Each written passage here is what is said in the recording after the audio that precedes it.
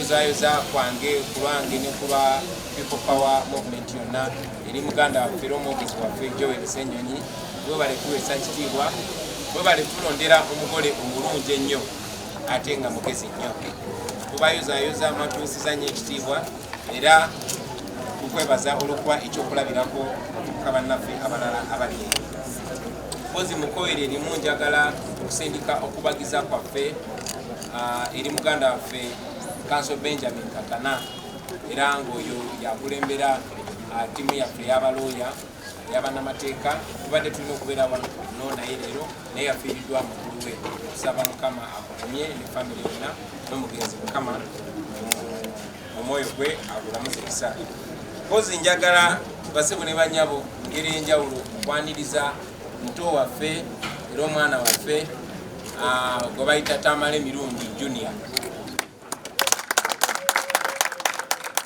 Ono ye mutabani wa gwe bayita omukukunavu Joseph Tamale Mirundi kati jeyooli ya Joseph jeyono ya Junior. Twebaza Katonda nti ku mulembe gwaffe guno n'abaana abakyali abatototo mu myaka nabo bakiraba ng'abakulu sebo tukwaniriza twebaza Katonda olw'okugula amaaso emyaka emito era ne tumusaba akukumire ku mulamwa oleme kutya mbooko oleme nakuyika malusu base nga bagitwala. In fact those are one of the reasons Nansana babadde batuyitiriddeko nga twetaaga okuvaayo nga babuuza mwe muli ludda wa abantu batuyitiriddeko batuvuma batukola ki ko ffe katubeeyo this time tunaasirika aye tetujja kunenyezebwa nnyo. Of course. Of course. Awo tewaliwo kubuusabuusa just kubabuulira nti wendi. Abantu balina kyawula. If it is comedy, it's comedy. Ate kati kuno buno bukulembeze tewaliwo ebikwataganira byombi. Of course, yes. Buli muntu yenna ne waba ali mu politics alina omulimu gwe gwakola era gwabeeramu nga gumanyikiddwa naye politics bukulembeze.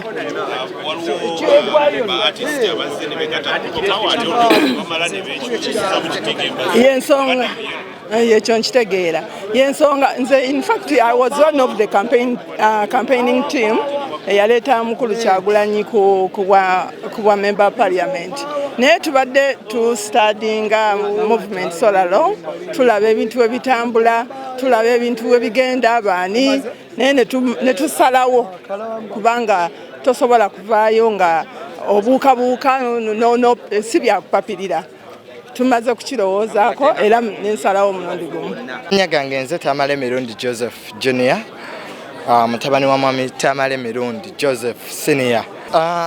Taata we asobola okusomesa naye tasobola kuwa mutwe gwe.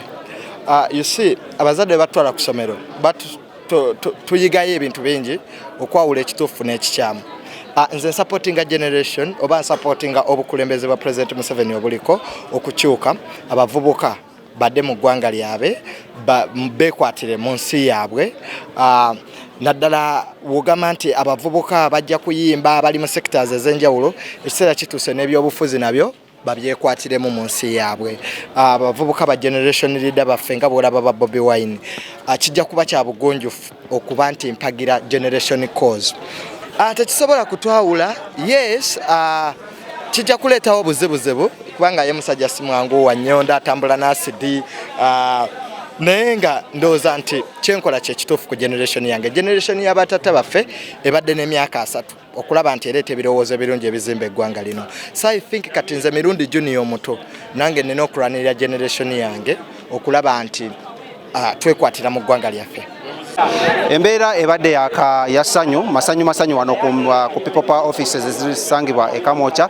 Munaku olwaleero baaniriza Maama Saamu omu kwabo abava mu nsiko eby'amasanyu mutabani wa Tamale Mirundi eraeboogedde bingi nnyo nga obadde ojja obigoberera. Amanya eddoboozi bampita King Smith, King of Television wano ku BTM reporting live okuva wano ku office za People Power ezikulibwa omukulu amanyiddwa nga Bobi Wine.